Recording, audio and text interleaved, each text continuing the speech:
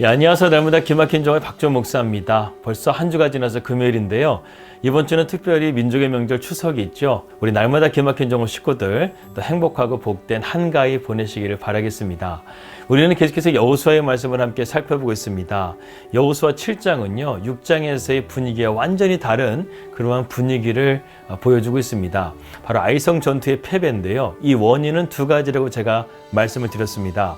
첫 번째는 하나님의 말씀에 불순종한 아간의 범죄로 말미암은 것이었고, 그 다음으로는 아이성이 작은 성이라 하여서 이스라엘 백성들이 하나님께 묻지도 않고 기도하지도 않고 전쟁에 나가서 패배를 하게 된 것이었다는 것이죠. 그로 인해서 가나안 땅은요, 이스라엘 백성들을 두려워하고 그들의 마음이 간담이 녹았었는데, 이 아이성 전투의 패배의 소식이 그들에게 전해지게 되자 이 가나안 땅에 이미 자리 잡고 있었던 가나안 족속들이 이스라엘을 쳐들어오지 않을까, 그런 마음 때문에 이스라엘 백성들이 오히려 지금은 간담이 높고 정신이 혼미해질 정도로 두려워했다는 것입니다.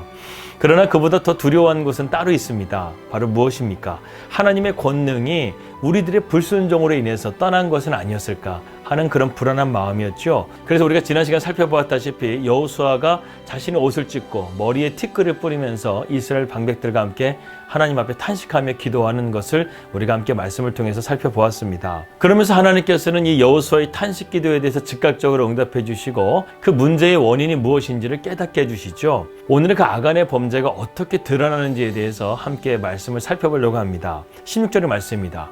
이에 여호수아가 아침 일찍 일어나서 이스라엘의 그의 지파대로 가까이 나오게 하였더니 유다 지파가 뽑혔다, 이렇게 말씀하고 있습니다. 여호수아는 아마 이 문제를 가지고 밤새 기도했을 것입니다. 그리고 하나님의 응답은 아마 새벽에 이루어졌을 것입니다. 그래서 그는 새벽이 되자마자 전 이스라엘 백성들에게 신호를 보내서 백성들이 그 지파대로 모아놓게 하고 제비를 뽑기 시작합니다. 그 제비를 뽑았는데 유다 지파가 뽑혔다는 것이죠. 그만큼 이스라엘 백성들에게 기둥과 같은 그러한 명문 지파였는데, 그런데 이런 치욕적인 죄에 제비 뽑기에서 뽑히게 됐다는 것이죠. 17절에서 18절입니다. 유다 족속을 가까이 나오게 하였더니 세라 족속이 뽑혔고, 세라 족속의 각 남자를 가까이 나오게 하였더니 삽디가 뽑혔고, 삽디의 가족 각 남자를 가까이 나오게 하였더니 유다 지파 세라의 증손이요 삽디의 손자여 갈미의 아들인 아간이 뽑혔더라, 이렇게 말씀하고 있습니다. 마침내 범죄한 자에 대해서 정체가 드러나게 되죠. 그 사람의 이름은 바로 아간이었습니다. 사실 성경에서 그렇게 제비뽑기를 선호하는 것은 아닌데, 하지만 중요한 문제가 있을 때마다 이스라엘 백성들은 이러한 제비를 뽑아서 하나님의 뜻을 묻곤 했죠. 그리고 오늘 이 말씀 보게 되면 하나님께서는 이 제비뽑기에 직접적으로 개입하셔서 아간이 뽑히도록 지금 하나님께서 개입하신 것을 우리는 알 수 있습니다. 솔직히 아간은요, 자신이 이 지은 죄가 이스라엘 전체에 이렇게 큰 영향을 미치게 될 줄은 몰랐을 것입니다. 아니, 어쩌면 하나님의 거룩한 백성의 공동체의 개념을 그는 잘 모르고 있었을 수도 있습니다. 그는 그저 이스라엘에 소속된 한 사람으로만 자신을 인식하고 있었던 것이죠. 그러나 그것이 아니었습니다. 다른 공동체는 몰라도 하나님의 백성의 공동체는 한 개인이 아니라 한 몸이라는 사실을 깨달았어야 됐다는 것이죠. 그리고 한 사람이 범죄하게 되면 백성 전체가 영향을 미친다는 사실을 알았어야만 했습니다. 그래서 우리는 감사하게도요, 이 아간의 범죄를 통해서 우리는 그러한 사실을 다시 한번 깨닫게 된다는 것이죠. 사랑하는 여러분, 우리가 신앙생활 속에서 한 사람은 그만큼 중요한 것입니다. 오늘날 교회가 왜 욕을 먹는 것일까요? 전체적으로 보게 되면 교회는 오히려 세상을 섬기고 하나님의 사랑을 전하는 그런 선한 교회로서 이 땅 가운데 자리 잡고 있습니다. 하지만 일부 몇몇 교회들이 이러한 이기적인 신앙이나 욕심과 탐심 때문에 우리 교회가 욕을 먹게 된다는 것이죠. 그래서 전도의 문이 막히게 되고 교회가 세상의 지탄을 받고 있게 된 것입니다. 그래서 우리는요, 더욱더 한 사람 한 사람 책임감을 가지고 우리가 바른 믿음의 생활을 하여야 되겠습니다. 반대로 우리가 착한 행실을 하게 되면 하나님과 교회에 큰 영광이 된다라고 성경은 말씀하고 있습니다. 마태복음 5장 16절의 말씀인데요. 너희 착한 행실을 인하여 하나님 아버지께 영광을 돌리게 하라, 이렇게 예수님께서 말씀하셨습니다. 우리는 예수님의 빛을 반사하는 세상의 빛과 소금이 되어야 합니다. 그래서 사람들이 우리를 통해서 예수님의 빛을 발견하게 된다는 것이죠. 그래서 하나님을 믿는 사람들은 뭐가 달라도 달라야 된다, 이런 말을 우리는 들어야 되겠습니다.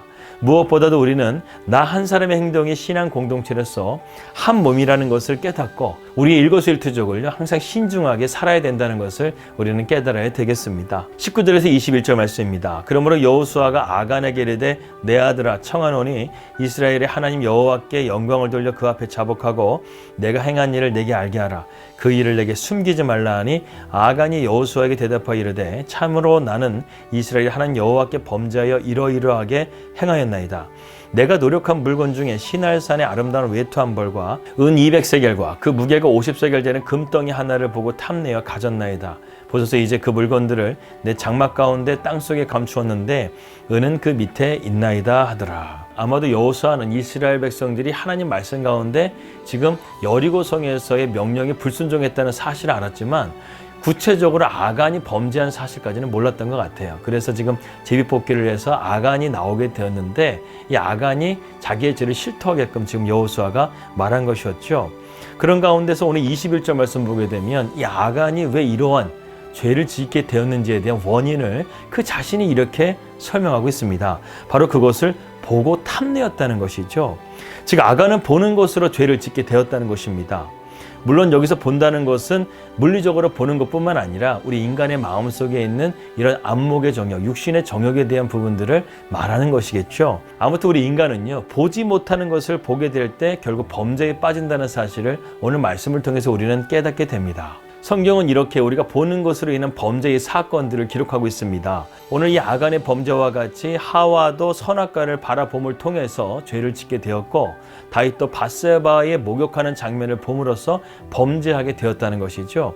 우리말에 견물생심이라는 말이 있습니다. 이 말은 물건을 보게 되면 욕심이 생긴다, 이런 말이죠.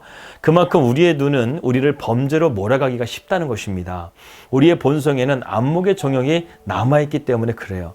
그래서 눈을 통해서 들어오는 자극에 대해서 우리는 쉽게 범죄하게 될 수 있다는 것입니다. 오늘날은 그야말로 우리가 보는 것을 조심해야 되는 시대입니다. 너무나 무분별한 영상들이나 이미지들이 필터링이 되지 않은 상태에서 방치되고 있다는 것이죠.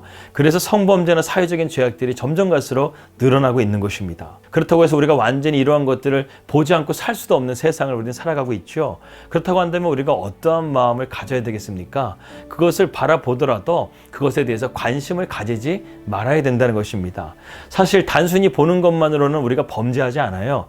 그것에 관심을 가지고 집착할 때 범죄가 일어나게 된다는 것입니다. 여러분, 이런 말이 있어요. 새가 머리 위로 지나가는 것은 어쩔 수가 없지만 그 새가 머리에 둥지를 트는 것은 바로 그 사람의 책임이다, 이런 말이 있습니다. 우리는 먼저 자신의 본성이 이렇게 탐욕적이고 악하다는 사실을 인정하고, 그래서 우리가 보는 것으로 인해서 우리의 본성을 자꾸만 자극하는 것을 보지 말고 늘 조심하고 경계한다고 한다면 우리는 많은 범죄의 유혹으로부터 벗어날 수 있게 되겠습니다. 베드로후서 2장 14절의 말씀을 마지막으로 말씀을 마치도록 하겠습니다. 우리를 향한 하나님의 무서운 경고의 말씀이에요. 음심이 가득한 눈을 가지고 범죄하기를 그치지 아니하고 굳세지 못한 영혼들을 유혹하여 탐욕에 연단된 마음을 가진 자들이니 그들은 저주의 자식이니라. 이러한 무서운 말씀을 우리가 잘 듣고 우리가 믿음으로써 우리 자신을 잘 지켜나가야 되겠습니다. 기도하겠습니다. 하나님 아버지, 감사합니다. 오늘 우리가 말씀을 통해서 이러한 안목의 정욕으로 인한 아간의 범죄가 얼마나 이스라엘 백성들에게 큰 영향을 미쳤는지를 깨닫게 되었습니다. 하나님, 우리의 본성 안에 이런 안목의 정욕이 있습니다. 이것을 이길 수 있는 힘은 온전히 성령으로 우리가 충만해져서 성령님의 다스리심을 받고 말씀의 다스리심을 받아야 되겠습니다. 이러한 것들이 채워지지 않도록 언제나 우리가 말씀 충만, 성령 충만으로 살아갈 수 있도록 인도하여 주시고, 또한 민족의 명절 한가위를 보내는 가운데서 우리에게 이러한 안목의 정욕에 죄악된 길에서 벗어날 수 있도록 하나님 우리를 지켜주시옵소서. 예수님의 이름으로 기도하였습니다. 아멘. 평안한 추석 연휴 되시고요. 저는 다음 주에 뵙도록 하겠습니다. 우리 믿음으로 승리합시다. 할렐루야.